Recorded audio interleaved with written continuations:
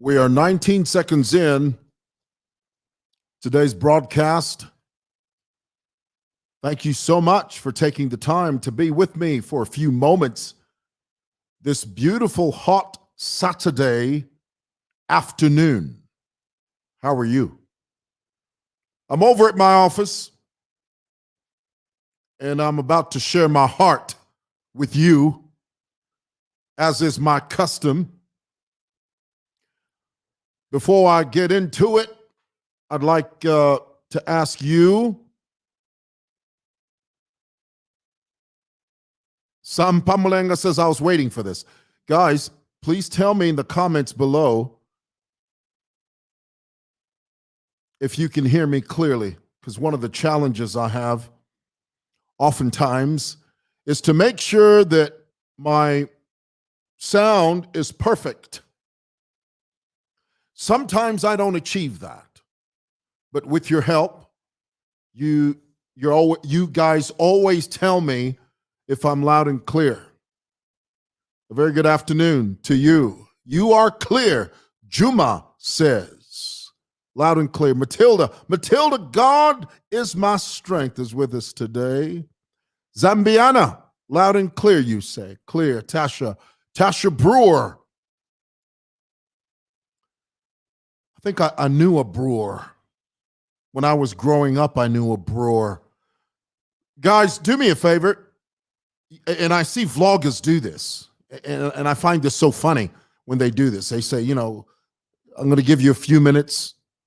Wait for a couple of more people to jump on. Although I must tell you, when you study, not study, but when you watch the vlogging videos, the tutorials they call them, on YouTube, they tell you not to do that. They tell you as soon as you press record and the camera comes on, just start talking, because people that will watch this broadcast later on won't have to sit through your boring salutations. Hey, I didn't say that. That's what the tutorials say. I don't mind saying hi to you guys. In fact, I love it. I love shout outs. Daniel Mwanza, for instance, says very clear, thank you so much. Philippa Price Boardman. Good afternoon. From Oslo. Someone is watching us from Oslo. Is it Oslo or Oslo? I'm not sure. Where is Oslo? Is that in Norway? Please correct me in the comments below, because invariably someone will always say to me, well, Oslo is not in Norway. You don't know what the heck you're talking about. So please correct me if I'm wrong. Monga, hello to you. Someone from Brazil. Are you serious? Anjos is watching us from Brazil. Thank you. Bless you. Okay, guys, thank you so much. Many of you, let me get this out the way. Many of you watched Chilifya Tayali's address last night, and like many of you, believe it or not, I was hoping that he wouldn't commit an unpardonable gaffe. You know what a gaffe is? A gaffe is when you speak along the way, as you speak, you say something out of turn, you offend someone, you make a mistake, a fatal mistake in some cases. Honestly, really, guys, the truth is, I'm not a sadist. Yes, the truth is, Tayali and I do not get along because we have two fundamentally different belief systems. I don't believe what he believes, and vice versa. And therein lies the conundrum. I dislike him, but I don't despise him. There's a difference. So last night, while watching him, in my heart, I was thinking, please don't say anything that will incriminate yourself unnecessarily. Thankfully, and he spoke for an hour, 30 minutes. I think it was an hour and 25 or 28 minutes. One of you will correct me in the comments below. But however long it was, I was relieved at the end to realize and understand and know that he didn't say last night, he didn't say anything that would incriminate him in terms of abrogating the law or, breaking the law. Mostly what he talked about was he was airing his opinion on many things, but also he was frustrated, he was angry, he felt hurt, he felt betrayed, and all of that. He went through a gamut, a plethora, he went through a battery of complaints and lamentations. But I'd like to begin with the first thing I'd like to talk to you about, and I'm only going to dwell on 3 points, and I'm going to try and keep this under 25 minutes so that I give you an opportunity to sort of give me what you felt and what you thought. Let's begin. There were many things that he said, but one of the things that immediately stood out to me was when he referred to Andrew, and he said that everything Andrew, aka Blind One, aka Seer One, everything he said had come to pass. Tayali said, and I quote, what he prophesied has come to pass. Well, my response to that is that's nonsense. Andrew didn't prophesy anything. Let me tell you what Andrew did. This is what Andrew did. Common sense and the ability to see the writing on the wall. You see, this is where most of these false prophets take advantage of you. They tell you the obvious. If you board a bus from here and the conductor says, this bus is going to Banda Masauko, and you get on it, it's clear to me you are going to get to Banda Masauko. Your final destination, if you stay on that bus, is Banda Masauko. Now, what the false prophets do is they listen to a call boy shouting, Banda Masauko 25 kwacha. You get on the bus, and then the prophet says to you, I prophesy that you are going to end up in Banda Masauko. Well, that's ridiculous. It's obvious that's where I'm going to end up. Why? Because I'm on a bus that takes me to Banda Masauko. In the same vein, when you act a certain way, when you do certain things, you will end up in a certain position. If a drug addict keeps taking drugs and you warn him, the more you take drugs, the more you are at risk of losing your life. That's not prophecy. It's obvious, as we say in Zambia. Ioni obvious. So Andrew, aka Blind One, aka Seer One, didn't prophesy over Tayali's life. Andrew simply saw what was coming. Andrew used common sense and the ability to see the writing on the wall. Don't overgas him by giving him more credit than he deserves. Andrew's not a prophet. He's a false man. So don't build him up unnecessarily. The guy didn't see anything different from what any of us saw. I was telling Tayali for years, you're going to get your comeuppance. It's coming. It's coming. You're going to get your comeuppance. Am I a prophet? No. Did I apply common sense? Yes. See, guys, this is the thing.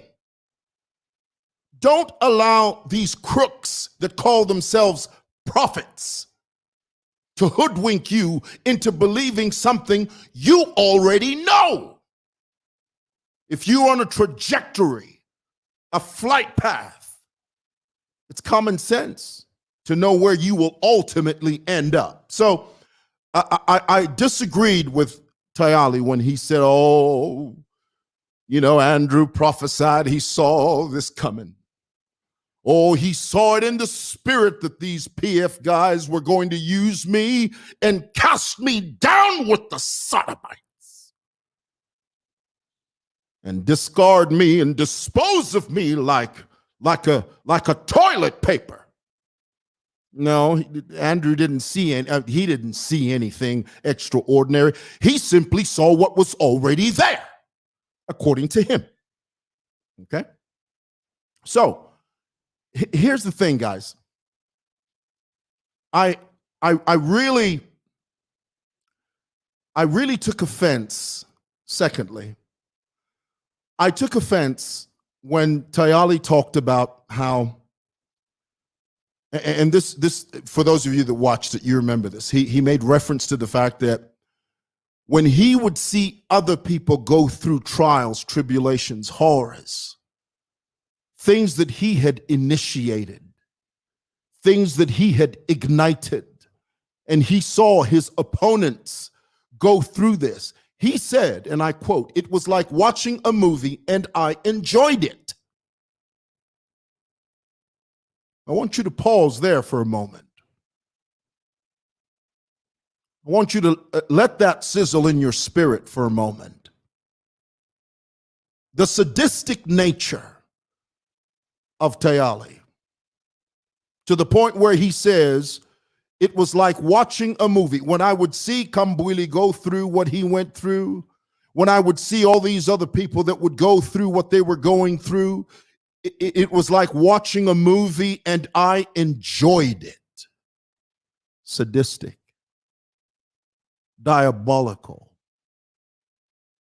But when it happened to me, he said, that is when I realized how bad it was. Now, here's my point, and I want you to get this. Tayali, and this is the truth, his newfound revelation isn't born out of self-conviction, but it is born out of personal bruising by the Patriotic Front. They bruised him. So his revelation is not based on personal conviction. He means it when he says, I enjoyed watching my opponents writhe in pain. He enjoyed it when we saw Chishimba Kambwili's wife exposed in the most indecent manner. He enjoyed that. He enjoyed watching Chishimba Kambwili under the iron fist of the law go through what he went through. He enjoyed that. But when he says, but when it happened to me, according to him, that is when I saw the detriment and the deviousness of the guys he refers to.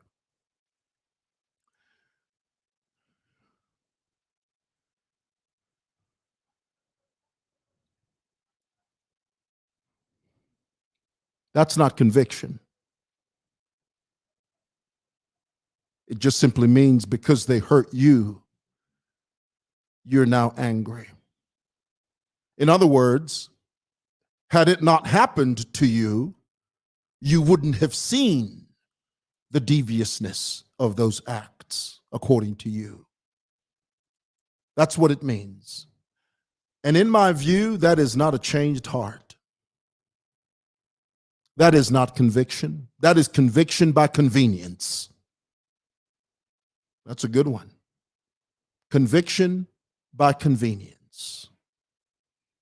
That's not true conviction. The last thing that he said many things, but I'm going to focus on this last thing. He said that he wasn't stupid. and that he was a step ahead of the guys that he dealt with. He talked about how everything that he had said, everything he did, every communique he had with the Patriotic Front, he has it on record. And that in case I die, in case these guys kill me, is what he said. He said, I have all the evidence and I know exactly who to give it to. Now, he made reference also to someone that he said was like a ghost, an ever-present presence. Some of you don't know who he was talking about. I know exactly who he was talking about, but I'm not going to tell you. I'm going to leave that to him to say, okay? Because the person he's talking about happens to be my friend as well. And I don't want to get involved with that. I don't want to be the one to be told, why did you say that? I know who he meant when he said, if something happens to me, if these guys kill me, I have all the evidence, and he's going to write all about what we said and did. That spoke to me, and it said to me, Tayali can never be trusted by anyone. I want that to sink in. When you do that, when you become an individual that every encounter, every conversation, every rendezvous you have is an opportunity for you to record, for you to jot down, just in case in the future things if happen now. Now the evidence, now the record. That's devious. No one will trust you. No one. Yes, you're hurt, and rightly so. Because what's good for the goose is good for the gander. It's scripture. You said it yourself. He said it himself. He said, I believe this is karma. It's more than karma. It's Bible. You reap what you sow. You sow hate. You sow division. You sow deception. You sow betrayal. And it all comes back to you. You know that old famous scene, one of my favorite movies of all time. There are many. One of my favorite movies is The Color Purple. And there's a very famous scene in that film where Whoopi Goldberg's character, after enduring years of abuse, verbal, physical abuse by her demented, diabolical, demonic husband, played by Danny Glover. There's a scene where she decides she's going to leave that house. She decides, after so many years of being abused, she'd had enough. And she said, this is it, I'm leaving. And as she was driving out, Danny Glover's character starts shouting at her and screaming and saying, where are you going to go? You're ugly. You don't have an education. You can't even speak right. Everywhere you go, you will be rejected, and you're going to find yourself back here in my arms. Even if you go, you'll come back.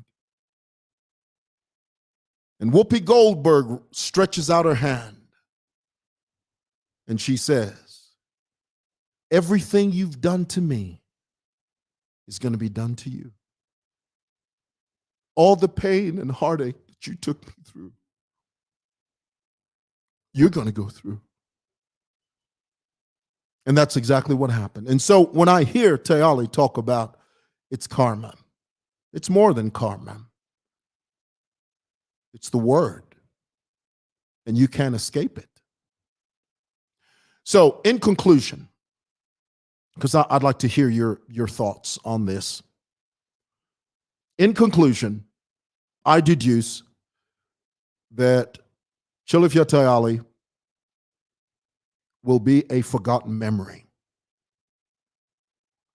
because of the nature of his betrayal.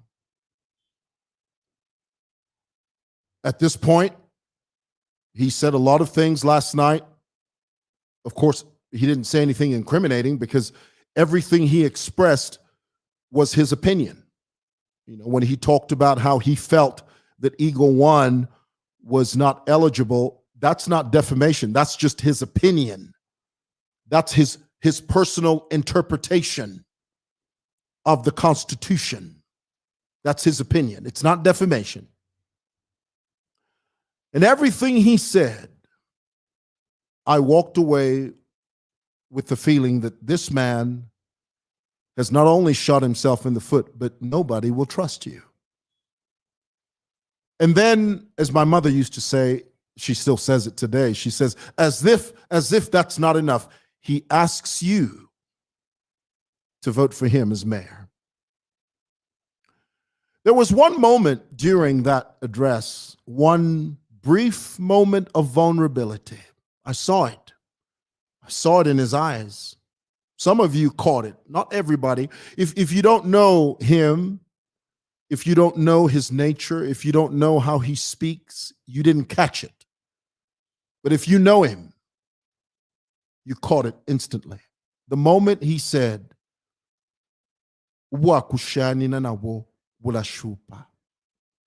meaning sometimes I do things that I need to do these things in order to survive. And it's difficult. It's difficult. And I really, truly wish that he didn't have to be that way. It's one thing to be a man of principle and do things because you truly believe it. It's another thing to do things simply because you've been bruised. That's not principle. That's not someone that's principled. That's someone that shifts and moves with the wind. That's someone that looks at the weather and makes decisions based upon the environment, the climate. It's cold, well, I'll get a jacket. It's hot, well, I'll go for a swim. That's someone that adapts according to the situation.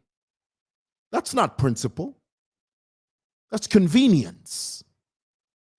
And so if you cannot be faithful with the small, insignificant things like trust, reliability, how then are you going to achieve the feat of being a mayor of the city of Lusaka? That's not possible. The word of God says it this way: if the footman hath wearied thee, how then shall you contend with the horses? In other words, if the small, insignificant things are giving you difficulties and problems, what is going to happen when the big things come? So in conclusion, this is what I'd like to say. I think my friend, well, I say friend, I use that term loosely, and you know what I'm talking about. We're not friends. And not because I hate him, I don't. Please, I don't want you to think that I harbor hate in my heart for him. I don't.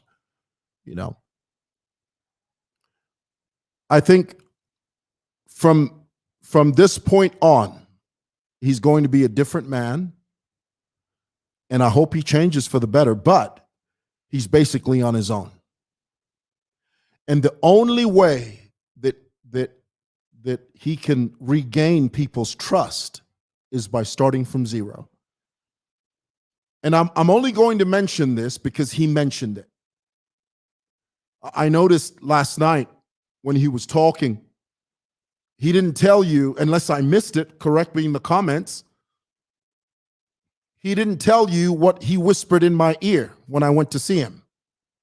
I didn't share that with you because I asked him, I said, is that something you want people to know? And he said, no, so I'm not going to share it because he told me that in confidence. Okay? So that's up to him. But I'm only going to mention this name because he mentioned this name. And because I know the man, I know he told him, don't mention my name. Mr. Mutembo Nchito, who's a dear friend of mine. I know him. I've known him for years. When someone says to you, don't do this, that means don't do it. If someone says to you, I share this with you in confidence, recuse me, protect my name, don't mention my name. That's not an opportunity for you now to, on your own, decide, oh, I know he's told me that I can't say his name, but I have to say it. Mulomo. Tamwa kwatenka mayo. Imwe ni open season. Now, you need to change that. You need to change that. All right, that's what I wanted to tell you. Waliam Museva is watching us from Essex, United Kingdom. Can you believe this? Essex, United Kingdom. Amazing. Amazing, amazing, amazing. Thank you so much. Bless you. Bless you. Bless you.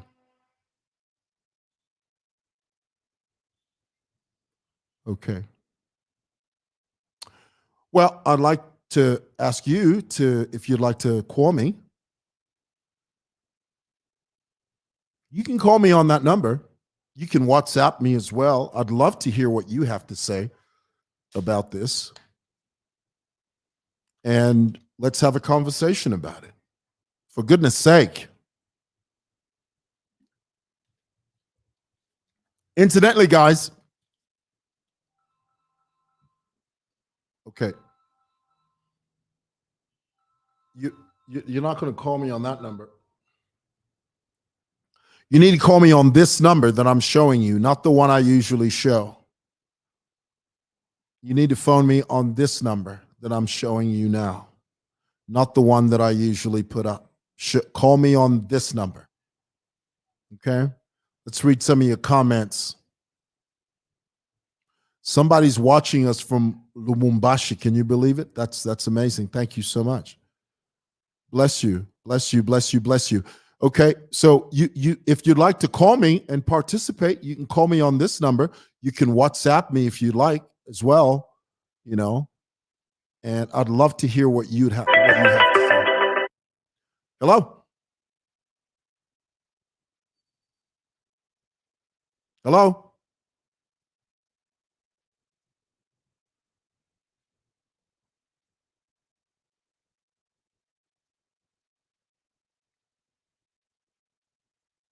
I'm still trying to work this thing out, y'all. There are a few components of this Rodecaster Pro that I don't know how to use. So I'm learning. You know, I try and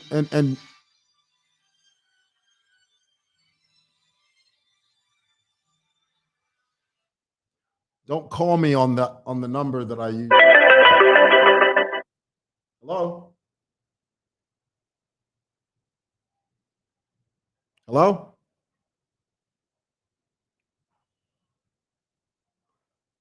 Hello? Don't call me on that. I got two people calling me at the same time. Hello? Are you there?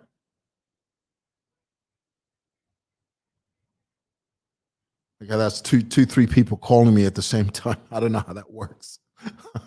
So there's someone calling me on WhatsApp and someone calling me on the regular line. Hello?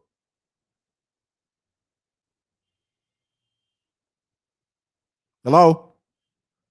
Okay, this is not, I don't think this is working. Hello? Are you there? Yes, I'm here, big brother. Yes, sir. Please go ahead. Thank you. Emmanuel Shilaka is my name. Thank you for the discourse that you're doing us this afternoon. Yes. And thank you for your continued love. Thank you. That you have given unto us all. It's not only to CT, but to all of us. That what is confidential remains confidential. And you are practicing it because even what he said to you, you have still kept it totally private unto yourself. You are showing maturity. You are also teaching how to run this life. But from yesterday's discourse by my brother CT, I got one item that I don't know whether you mentioned it, but because maybe I joined a bit late. Mm-hmm. But there was something that he talked about this ADC at State House. Mm-hmm. I think it's Zumani, Yes. which to me I found to be another libelous, in my opinion. I'm not a legal person, but in my opinion, because it was basically casting aspersions Mm-hmm. on an individual who is discharging state functions, but then it was somewhat a below the belt kind of accusation because he was alleged, Zuman was alleged to have been parroting rumors. And effectively, as a person who is superintended over by this head of state, implying that even the head of state is fed lies. And so he acts on lies and he doesn't cross check and that kind of thing. Now, I heard that. I heard him say that.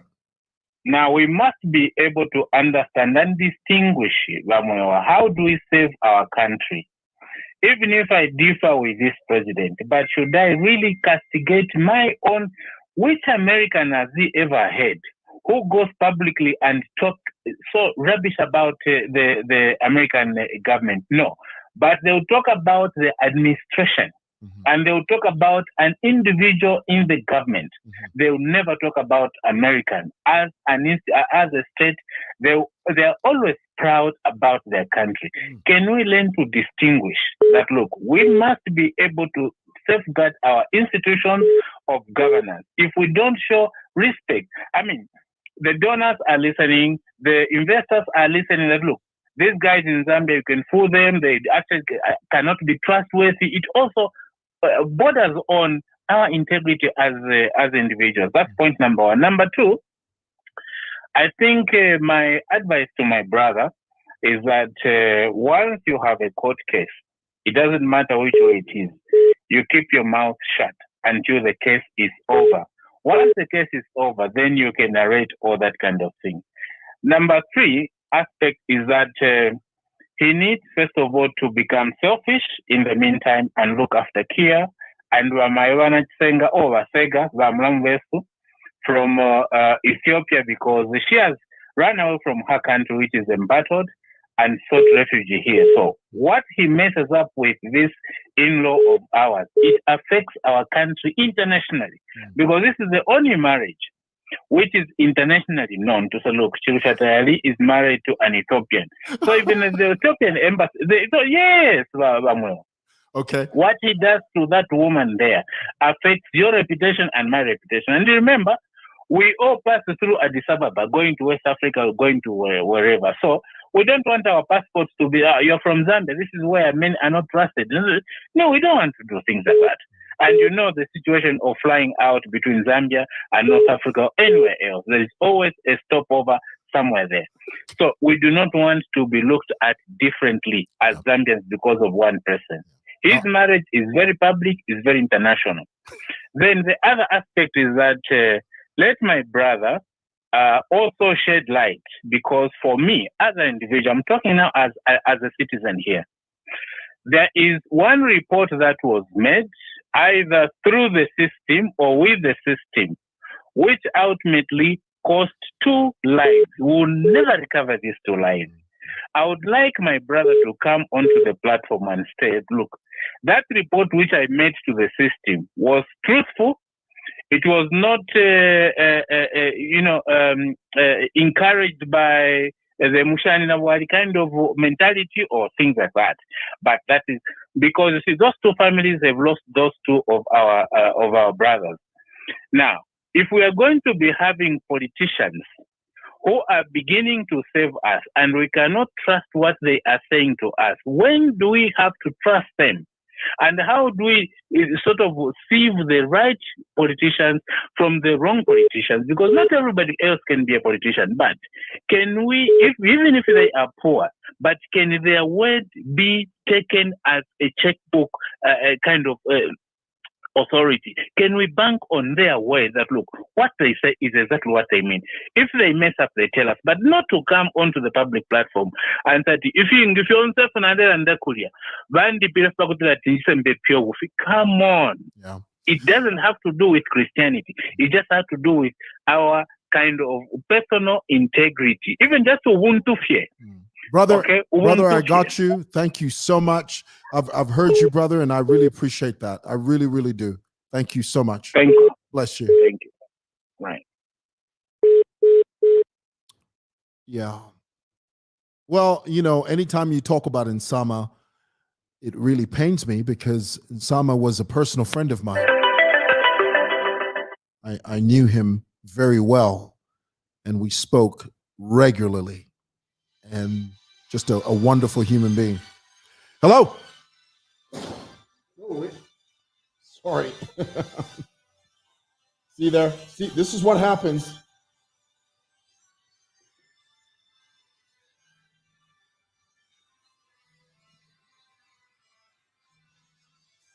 Hello? Hello?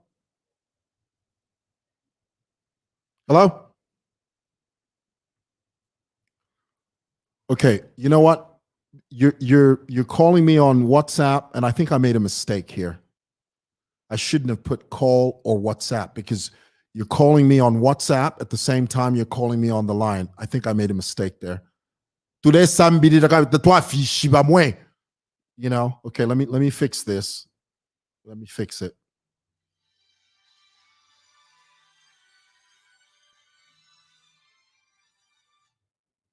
Hello? Hello?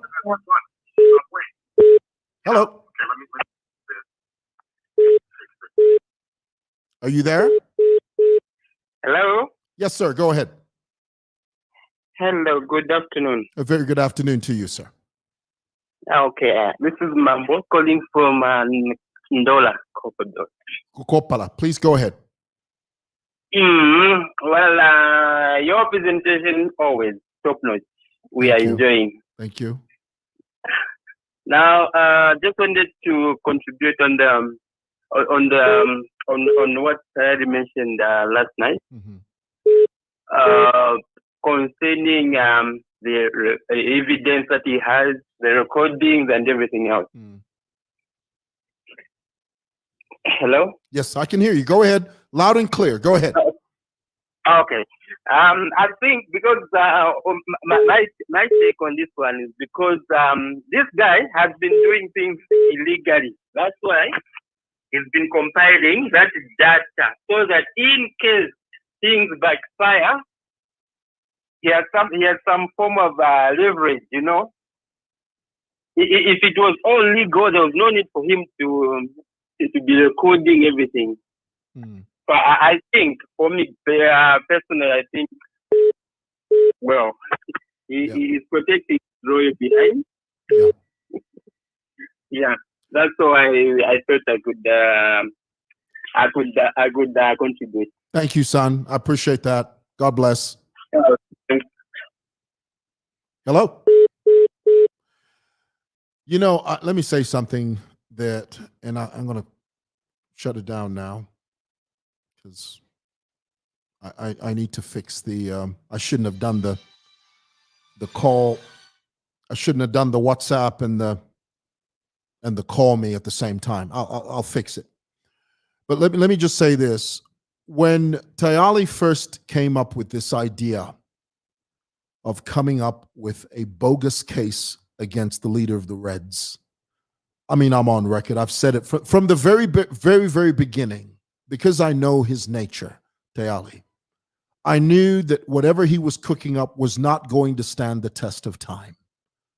And many times I came up on here and I told you that Tayali he has the ability of igniting confusion, the ability of igniting chaos, tribal war in this country. I've been saying that for a long time, from the very time that he mentioned Vespers all the way to now. Now, when he first came up with this idea, that he was going to come up with a case against the leader of the Reds, I mean, I'm on record. I've said it from the very beginning because I know his nature, Tayali. I knew that whatever he was cooking up was not going to stand the test of time. And many times I came up on here and I told you that Tayali he has the ability of igniting confusion, the ability of igniting chaos, tribal war in this country. I've been saying that for a long time, from the very time that he mentioned Vespers all the way to now. Now, when he first came up with this idea that he was going to come up with a case against the leader of the Reds, I knew that wasn't going to go anywhere. But in the end, 2 innocent people died. I think it's 2 officers were arrested. A senior police officer was dismissed, all because of a series of events that Tayali set in motion. To this day, that land Kalomo issue will never go anywhere. And here's the thing. The way Zambian politics is being done now, it's almost like if we can't get you legitimately, we're going to come after your wealth. Because after all, that wealth you have, you didn't work for. That wealth you have, you dubiously acquired. Is that the type of politics that we're going to be engaged in? Whatever happened to just politics, duel politics? Duel politics, politics that has 2 or more opponents in a ring. And they say, this is my position, that's your position, may the best man win. Must we always resort to skullduggery? I don't think that's necessary, not in this dispensation. And so when Tayali began this crusade, and he was so excited about it. You remember he went to the Ministry of Lands and he came down with a big file of documents. We don't know what was in those documents. He claimed he had proof. And he was excited and he talked about how he was going to do this, that, and the other. But in the wake of his